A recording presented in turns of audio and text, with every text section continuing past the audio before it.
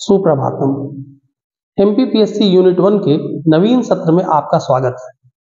इसके पहले के लेक्चर्स में हम ऋग्वेद के बारे में अध्ययन कर रहे थे। आज उत्तर वैदिक कालीन स्थिति पर हम कुछ चर्चाएं करते हैं, तो आइए देखते हैं।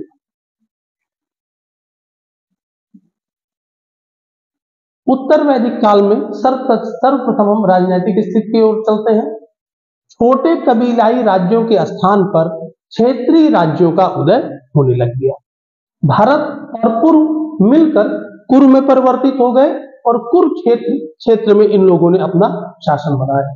इसी प्रकार तुर्वश और क्रिव ये दो कबीले हैं, ये दोनों मिलकर पांचाल में बदल गए और इन्होंने काम्पिल्य को अपनी राजधानी बना लिया। एक छोटा सा फैक्ट और है, महाभारत काल की बात कर रहे हैं तो महाभारत काल में क्या हो रहा है कि कुरु व पांचाल भी बाद में आपस में मिल गए और उन्होंने हस्तिनापुर को अपनी राजधानी बना लिया था।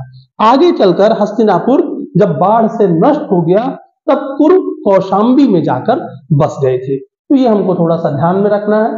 आगे देखते हैं।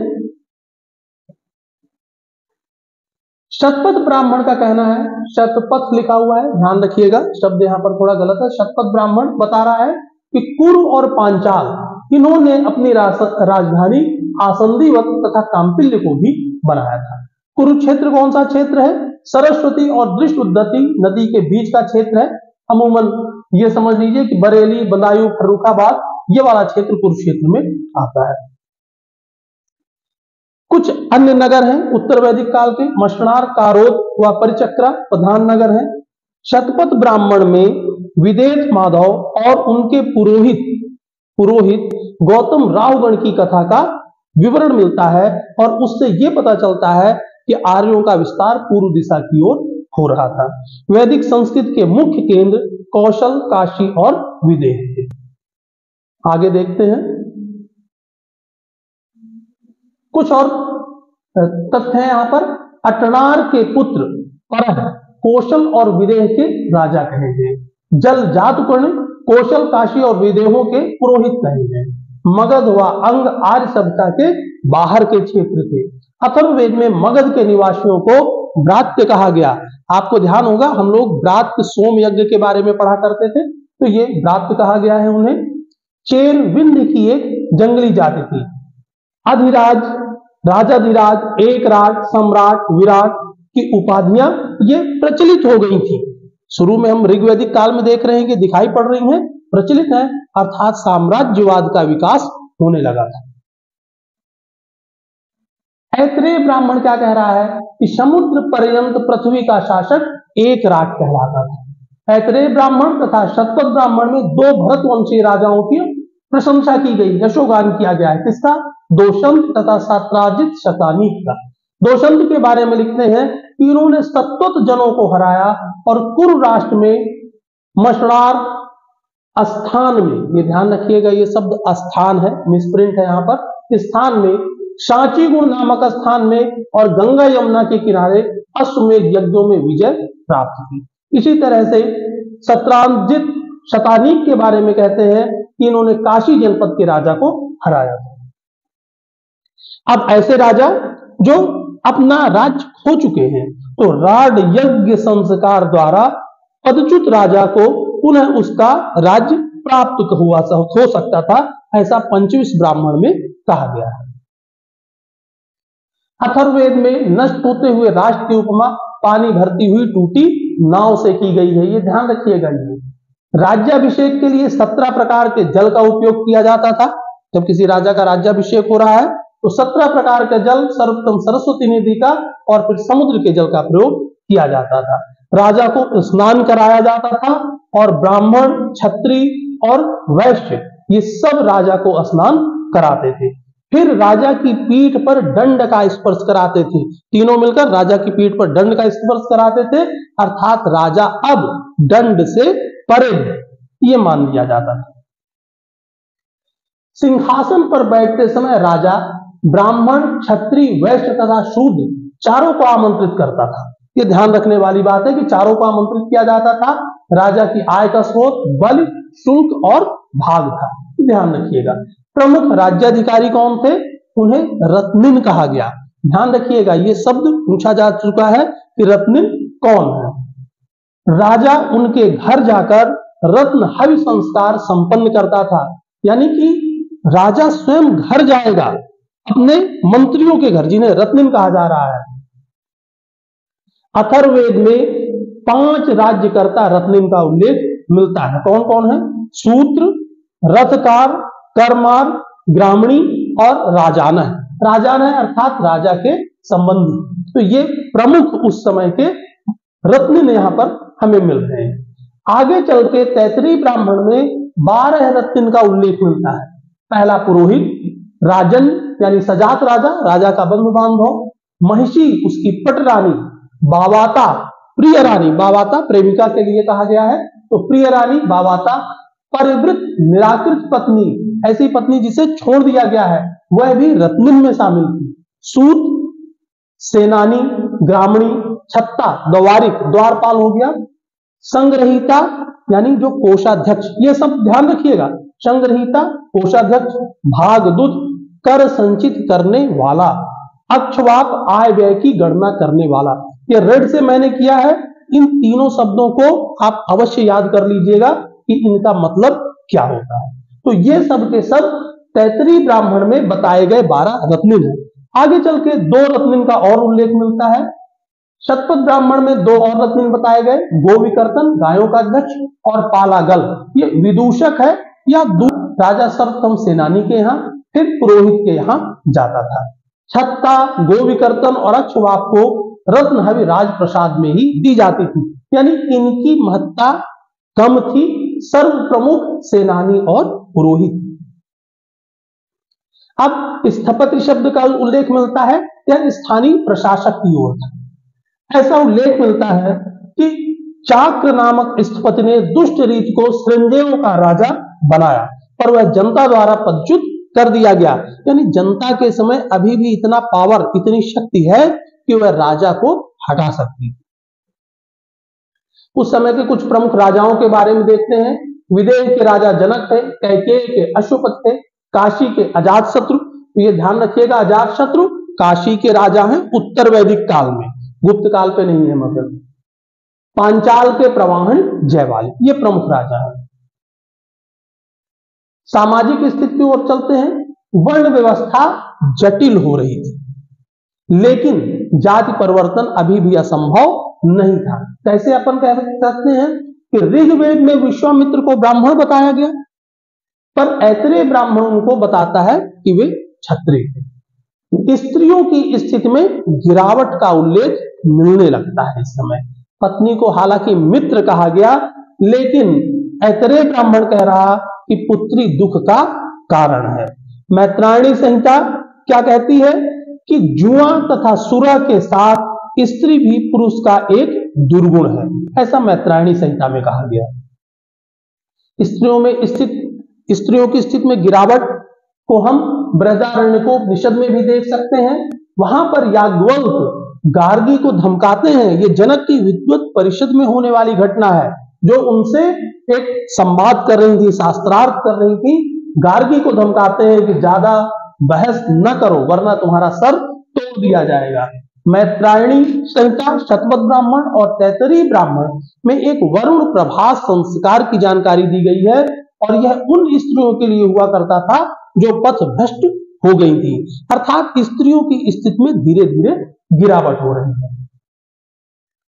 आगे एक खास बात देखते हैं कि शतपथ ब्राह्मण में यज्ञ के अवसर पर पहने जाने वाले वस्त्र तार्क रेशमी वस्त्र, पांड्य ऊनी वस्त्र, अधिवास, चोगा, पूष्टनी, पगड़ी का उल्लेख मिलता है। कुछ और देखते हैं। स्त्रियां यज्ञ के समय कौशवास रेशमी वस्त्र पहनती थी। इसके साथ ही अथर्ववेद में उपवास का भी उल्लेख मिलता है, जिसे शाल की तरह ओढ़ा जाता था। नव वधु द्वारा पहने जाने वाले वस्त्र को वाधूय कहा गया। शतपथ ब्राह्मण में उल्लिखित है कि सुअर के चमड़े से जूते बनाए जा रहे थे।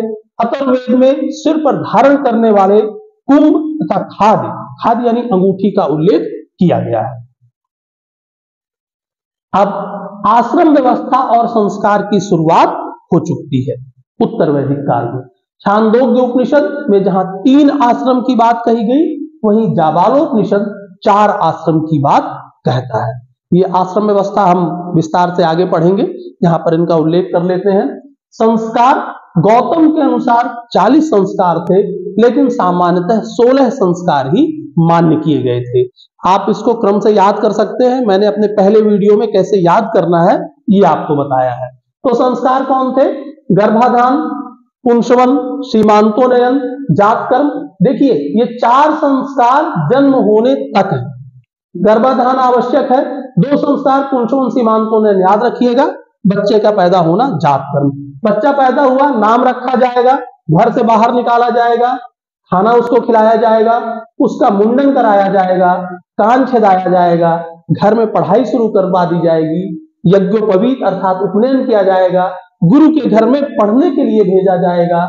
उसके जब दाढ़ी मूछ आ जाएंगी तो केशों को क्लीन शेव किया जाएगा, डिग्री पूरी होने पर डिग्री प्रदान की जाएगी और फिर विवाह और अंत्येष्टि होगा। तो ये 16 संस्कार हैं।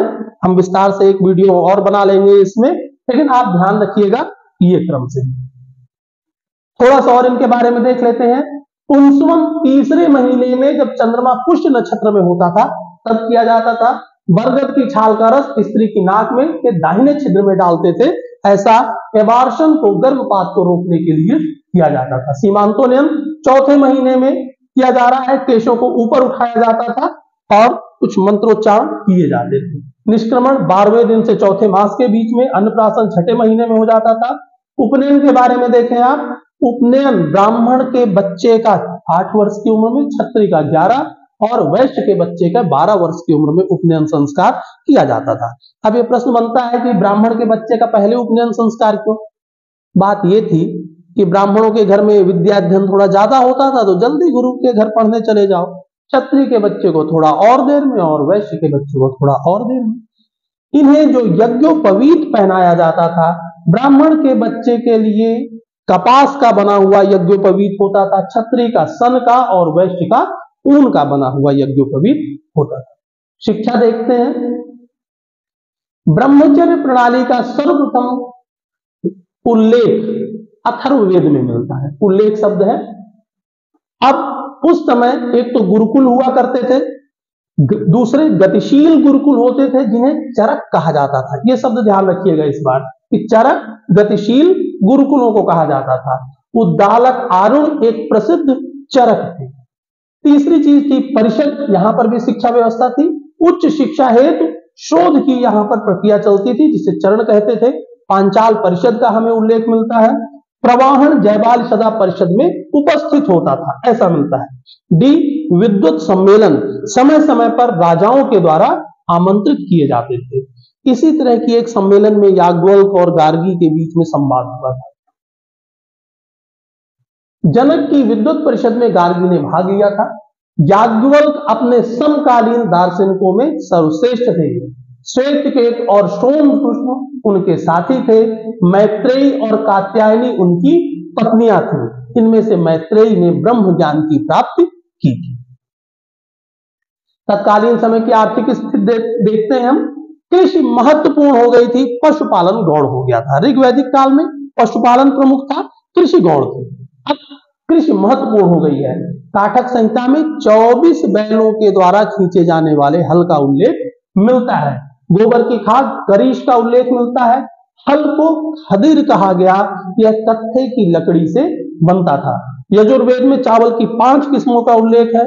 महाव्रीहि, कृष्णव्रीहि, शुक्लव्रीहि, आशुधान्य और हायन।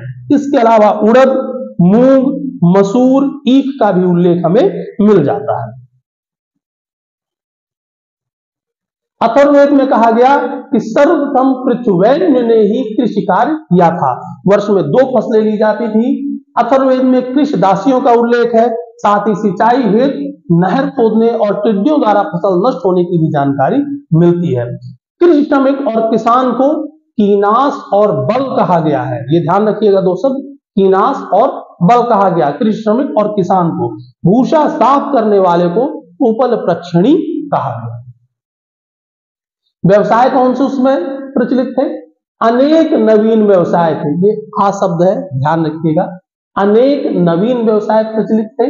मछुआरा, धीवर, दास या कैवर्त कहा गया।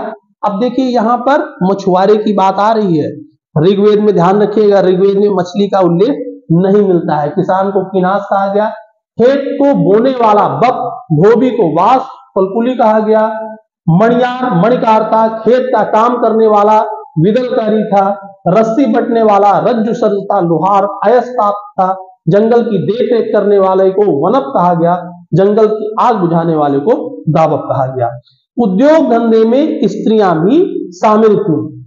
रंगने वाली को रजयत्री कहा गया और बांस का काम, ये बांस शब्द है बंबू, बांस का काम करने वाली को कंटकी करी कहा गया। तत्कालीन समय में धातुओं का प्रयोग बढ़ रहा था। लोहे को श्याम अयस्क और तांबे को लोहित अयस्क कहा गया। तो दो शब्द याद रखिएगा आप कि ये अक्सर एग्जामिनेशन में पूछे जाते हैं। तो लोहा लोहित नहीं है, ऐसा ध्यान रखिएगा, लोहा लोहित नहीं है, लोहा श्याम अयस्क, ठीक है, श्याम काला, तो लोहा लोहित नहीं है, ये आप ध्यान रखिएगा। लोहा श्याम अयस्क है, तांबे को लोहित अयस्क किया गया। चांदी का उल्लेख अथर्ववेद में मिल जाता है। रांगा ट्रिप की जानकारी थी। शीशे की गोलियां जुलाहे ताने में लटकाते थे। अष्टाप्रूड और शतमान संभवतः सोने के सिक्के थे। तो शतमान शब्द ध्यान रखिएगा, सोने के सिक्के के समतुल्य इसे माना गया है। उत्तर वैदिक काल में हाथी को पालतू बनाया गया और महावत को हस्तिक कहते थे। अथर्ववेद में समुद्र से मोती कृष्णस निकाले जाने का उल्लेख है। ऋण को कुसीद और ऋणदाता को कुसीदिन कहा गया। व्यापार में सफलता के लिए पर्ण सिद्धि नामक अनुष्ठान किया जाता था, ऐसा हिरण्यकेश गृह सूत्र में कहा गया। श्रेणी प्रमुख को श्रेष्ठिन कहा जाता था, ये ध्यान रखिएगा। श्रेष्ठिन वर्ड किसके लिए है? श्रेणी प्रमुख। श्रेणी क्या है? एक व्यापार का संस्था है, आज के कल के कारपोरेट की तरह है श्रेणी प्रमुख। बृहदारण्यक उपनिषद में वैश्यों को गणश कहा गया है। देवपणि उन व्यापारियों को कहा गया जो फारस की खाड़ी जैसे देशों में व्यापार करते थे। देवपणि जो बाहर जा, पणि और देवपणि दो शब्द, दोनों व्यापारियों के लिए। पर गाय महत्वपूर्ण है, अनेक तरह की गाय है, रोहित, शुक्र, कृष्ण, वृष्ण, अष्टकर्ण, ऐसी गाय जिसके कान में 8 छेद रहते थे। समय की माप के लिए संगवन और गोधूल शब्दों का प्रयोग किया जाता था। दूरी की माप के लिए गव्युत और गोचरमन शब्दों का प्रयोग किया जाता था। रोचक जानकारी, भैंस को गौरी कहा जाता था। सार में कुत्ते को कहते थे और पक्षियों को वायव्य कहा जाता था। धार्मिक स्थिति देखते हैं। अब इस समय ऋग्वैदिक काल के इंद्र, वरुण, अग्नि और मित्र गौड़ देवता हो गए और उनके स्थान पर शिव, विष्णु तथा ब्रह्मा प्रधान हो गए। देवताओं में प्रमुख अभी कौन है? प्रजापति। वाराह तथा कूर्म का रूप धारण किया, किसने? प्रजापति ने किया। रुद्र शिव या पशुपति कहलाए। ऋग्वैदिक कालीन रुद्र है और अब शिव या पशुपति कहे जा रहे हैं। विष्णु को पालनकर्ता का दर्जा मिल गया। त्रिमूर्ति की भावना का विकास हो गया, अर्थात ब्रह्मा, विष्णु, महेश। पूषण इस समय तक शूद्रों के देवता हो गए थे। यज्ञ संपादन के लिए पुरोहितों का सहयोग आवश्यक था। ऋग्वैदिक काल में ऐसा नहीं था, आप अपने से किसी भी यज्ञ को कर सकते थे, लेकिन इस काल में आते आते अब बिना पुरोहित के यज्ञ नहीं कर सकते हैं। ऐसा कैसे पता चलता है कि जहां पहले किसी यज्ञ को करने में केवल 7 पुरोहित लगते थे, अब 17 पुरोहित होंगे तभी वो यज्ञ किया जाएगा। वेदियां बहुत विशाल बनाए जाने लग गई। यज्ञ वेदी में 10,800 इष्टिकाओं अर्थात ईंटों का प्रयोग किया जाने लग गया। वेदी गरुड़ की आकृति की बनती थी, यानी अब यज्ञ की प्रक्रिया क्लिष्ट होती जा रही है। एक रोचक जानकारी, हड़प्पा का प्राचीन वैदिक नाम हरियूपिया हमें उल्लेखित मिलता है। सिंध प्रांत का प्राचीन नाम सौबीर मिलता है। कुछ और चीजें देख लेते हैं। अरब सागर को रत्नाकर कहा गया, बंगाल की खाड़ी को महोदय कहा गया, टैथिस सागर पाथोद कहलाया, अरावली पर्वत को अर्बुतांचल कहा गया। कुछ छोटी छोटी जानकारियां हैं, यहां से संबंधित तो नहीं है, लेकिन मेरे पास से लिखा हुआ था तो मैंने कहा बता देता हूं इसको। तो प्रागैतिहासिक चित्रकारी को रक्त की पुतरिया भी कहा जाता है। आंशिक शवाधान विधि में शवों को सड़ने गलने के लिए जहां फेंका जाता था, उस स्थान को, यह स्थान शब्द है, पाली साहित्य में शिवपिका कहा गया है। वैदिक साहित्य में ऐसे शवों को, यानी जिन्हें फेंका जा रहा है, परोक्त कहा गया है। चमूषद वैदिक शब्दावली है किसी पात्र में अस्थियों को रखकर समाधान करना, अर्थात अस्थि कलश को बनाना चमूषक कहलाता है। तिनवल्ली जिले के आदि चंदूर ताम्रपर्णी नदी के किनारे से 144 एकड़ भूमि का शमशान वन मिला है, जहां प्रत्येक एकड़ में लगभग 1000 घड़े गड़े हुए पाए गए हैं। इस शमशान भूमि का कुछ हिस्सा नवपाषाण काल का भी है, अर्थात लगातार वहां पर लोगों का निवास बना हुआ था। तो ये प्रमुख जानकारियां रही उत्तर वैदिक काल से संबंधित। इसके साथ ही आपको एक जानकारी बता दूं कि अभी मैंने एक टेलीग्राम में ग्रुप बनाया है, आप लोग उसको ज्वाइन करें। उसमें प्रत्येक दिन 10 क्वेश्चन डाले जा रहे हैं और उनको आप देखें, उससे आपको क्वेश्चंस मिलेंगे। वहीं पर मैं नोट्स का PDF भी डाल दूंगा, तो आप वहां से उसको ले सकते हैं। हमारा यदि ये वीडियो आपको पसंद आया हो तो लाइक, सब्सक्राइब और शेयर करें। धन्यवाद।